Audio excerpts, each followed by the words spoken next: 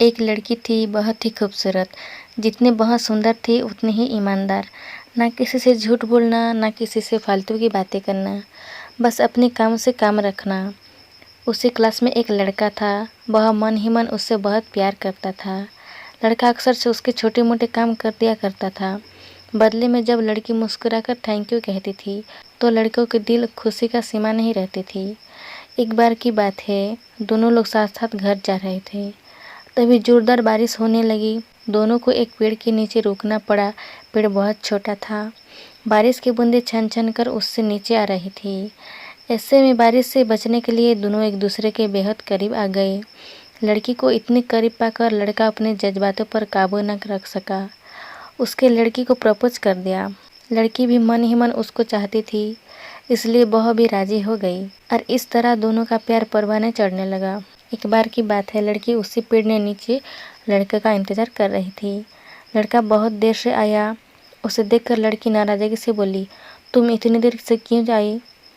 मेरी तो जान ही निकल गई थी। ये सुनकर लड़का बोला, जाने मन, मैं तुमसे दूर कहाँ गया था, मैं तो तुम्हारे दिल में ही रहता हूँ। तुम्हें यकीन ना हो तो अपने दिल से पूछ लो। लड़के को इस प्यारी सी बात को सुनकर लड़की अपना सारा गुस्सा भूल गई और बहुत दौड़कर लड़के से लिपट गई। एक दिन दोनों लोग उसी पेड़ के नीचे बैठे बातें कर रहे थे। लड़की पेड़ से सहारे बैठी थी और लड़का उसकी गोद में सर रखकर लेटा हुआ था। तभी लड़की बोली, जानू, अब तुम्हारी जुदाई मुझसे बर्दाश्त नहीं होती। तुम्हारे बिना एक पल भी मुझे 100 सालों के बराबर लगता है।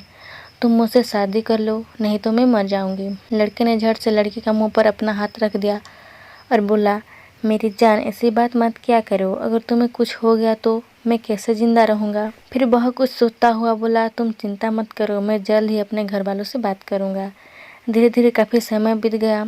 एक दिन की बात है, दोनों लोग उसी पेड़ के नीचे बैठे हुए थे। उस समय लड़के का चेहरा उतरा हुआ था। लड़की को पूछने पर वह रोहासा होकर बोला, जान, मैंने अपने घर वालों का बहुत समझाया, पर वो हमारी शादी के लिए तैयार नहीं है। उन्हें मेरी शादी कहीं और पक्की कर दी है। ये सुनकर लड़की का कलेजा फट पड़ा।